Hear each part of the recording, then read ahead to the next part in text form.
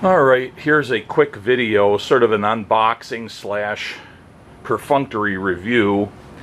I have a larger bandsaw in my home shop. It's a Grizzly popular model, the G0555 with the vertical extender kit. But with my museum and a couple other things, I find myself needing to have a bandsaw that I can just cart around easily to do smaller jobs. And the museum used to have a Craftsman bandsaw that was similar to the one I had before I got the Grizzly. And then somebody decided it wasn't being used and threw it away. So we don't have a bandsaw. And another couple things I've got going on, it'd be really handy to have a small bandsaw for light work, not very big pieces.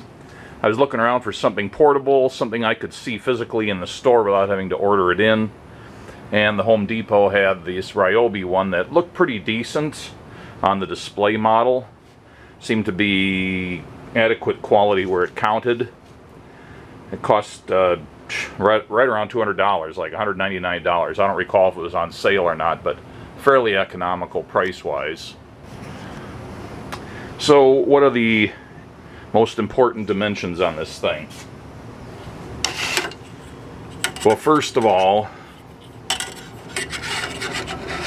blade to frame measurement is 9 inches.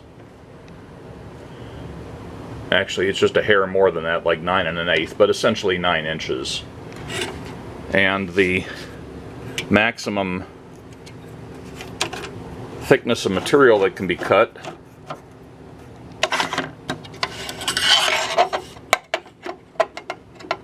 is like 3 3/4, 3 5/8. I think that's the specified dimension, 3 5/8. The stuff I would need to cut with this would probably never be more than 3 inches, so that's more than adequate. The blade is a 62-inch blade, and those are readily available, so nothing weird about that. I bought a pack of 3 different blades of that length for about 20 bucks, just basic blades in different TPI and blade widths. In addition to those 3 is the one that it comes with. It looks like it's a 6 TPI blade that it comes with, and it's a 1/4-inch blade, counting the teeth.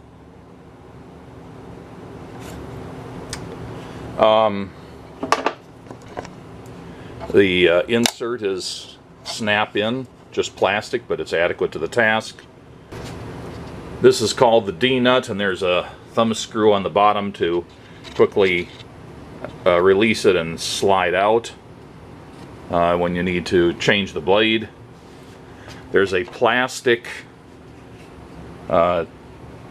miter, pretty much what you'd expect.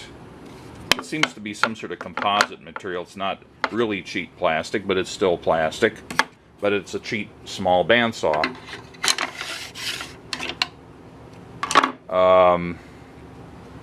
The covers are plastic. The blade gut covers, that is, with plastic latches. The wheels are apparently cast aluminum, and they are on ball bearings. It's a so-called induction motor. Capacitor start.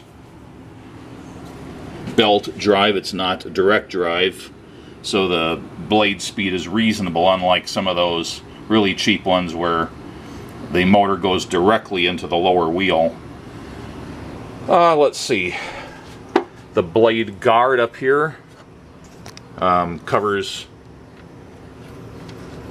when you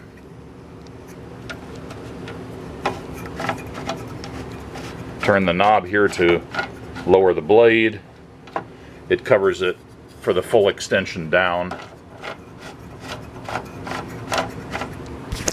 And you squeeze here to open it. You get access to the blade there. And the upper blade guide. The thrust bearing is a ball bearing like you'd expect. It's not just some piece of friction material. The side blade guides are just you know, little rods of some material. I don't know if they're plastic or metal, each with its own set screw. You can adjust those forwards and backwards with this set screw and the thrust bearing forwards and backwards with this set screw. Same thing for the lower ones, except you have to put the wrench, the Allen wrench, through holes in the frame, but otherwise it's the same thing upside down. And the only two tools you need to adjust anything are these two Allen wrenches that come with it. I supplied the magnet to hold them to the frame. The lower wheel can be adjusted here. This is the blade height lock, so you turn the knob to raise and lower. Turn this knob to lock it in place. This is the tracking knob. This is the blade tension knob up on top, just where you'd expect it to be. This is the blade tension release. So when you throw it, it takes all the tension out of the blade, and you can slide the blade off the wheels and replace it easily. Push the blade or the lever back up and the tension's returned to the blade.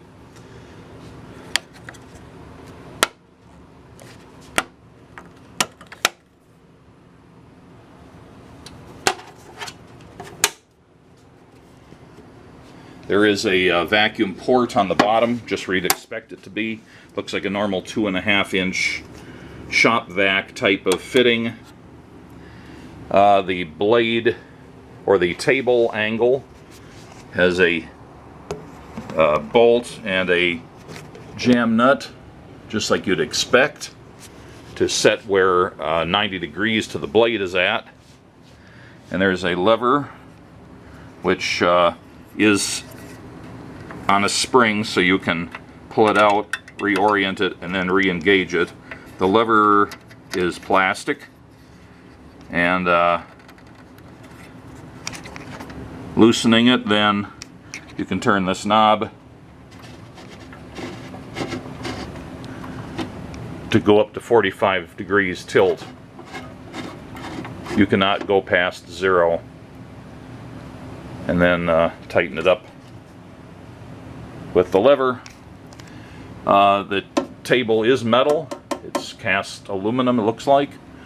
The trunnion here, or whatever it is this doesn't actually have your normal trunnions. It just has this casting. I believe, again, it's aluminum. It's not plastic anyway. And it aligns with these two pegs. So once you tighten it down with this, it's locked into position, true both ways, or reasonably true. It doesn't have to be necessarily true in that angle, but that's the only support there is for the table. So you can't put anything very heavy on it, but and I should point out that this is the model BS904G. Looks like 2,500 feet per minute, 120 volts, 25 amp, 60 hertz motor. Instructions on the back for adjusting blade tension and blade tension release. Blade tracking adjustment instructions right there, so that's all fine. The frame is welded sheet metal. It's not a casting, it's like a welded sheet metal box. It seems reasonably sturdy for, you know, the class of equipment it is. And then there's a box section forming the main frame.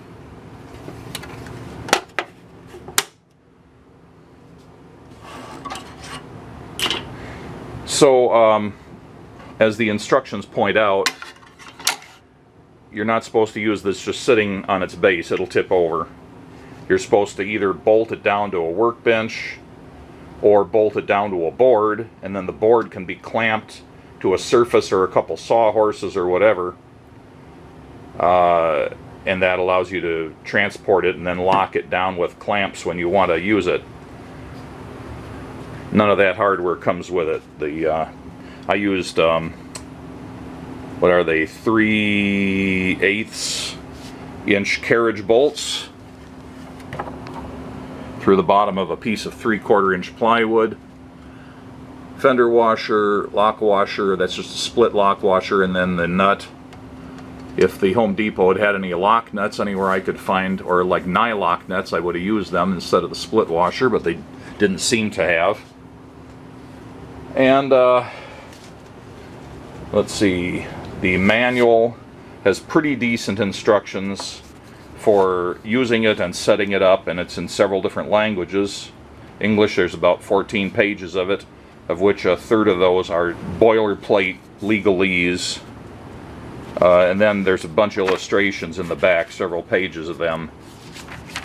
And as you might expect, whoever wrote the text wasn't looking at the diagrams, because at least half the names for things disagree between what they're called in the diagrams and what they're called in the instructional text. But you can figure it out. It's not that complicated. So I'll do a quick demonstration of this on the sawhorses that I'm going to use.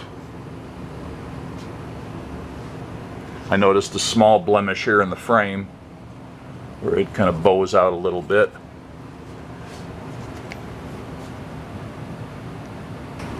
Oh, and I put a couple of just like luggage handles, just ones I had laying around, into the plywood, so I have a couple places to grab it besides the table. You can, I guess, grab it under here reasonably safely. I was thinking I could try to put a handle on top, but there's really no place to do it.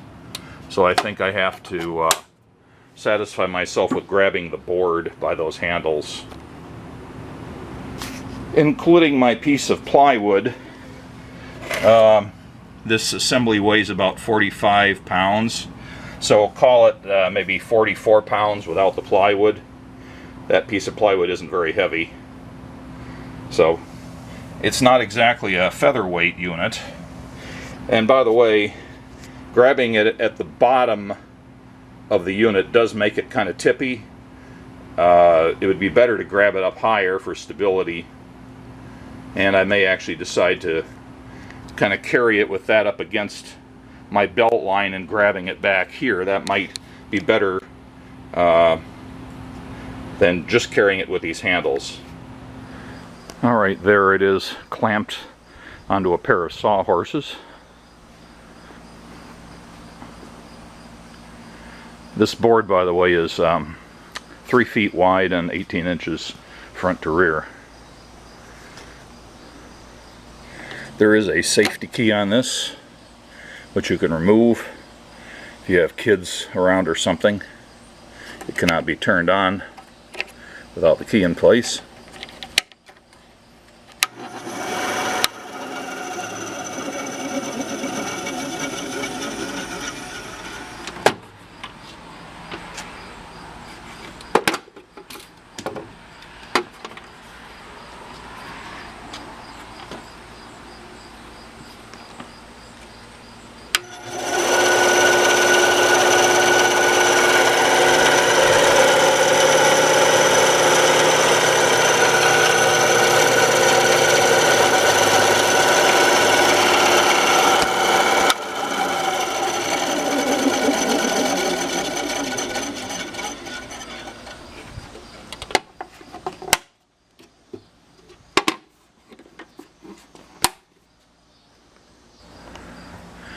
Well, I had this original idea that it would carry better and be more stable on the sawhorses if I oriented it on the board 90 degrees out from where it is now.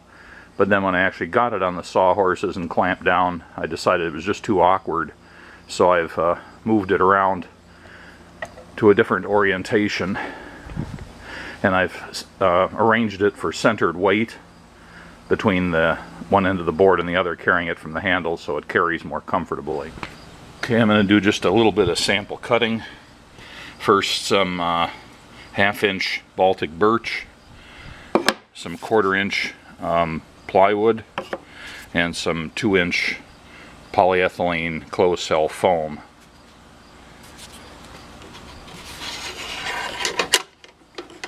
The miter doesn't really come back far enough to be useful for much of anything except sticks.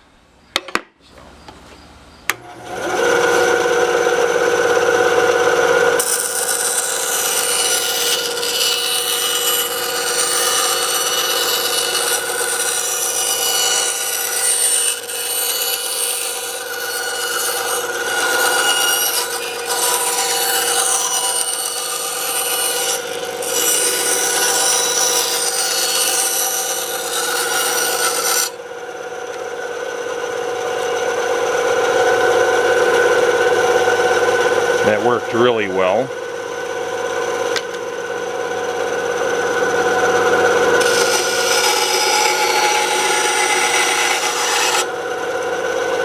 Piece of cake.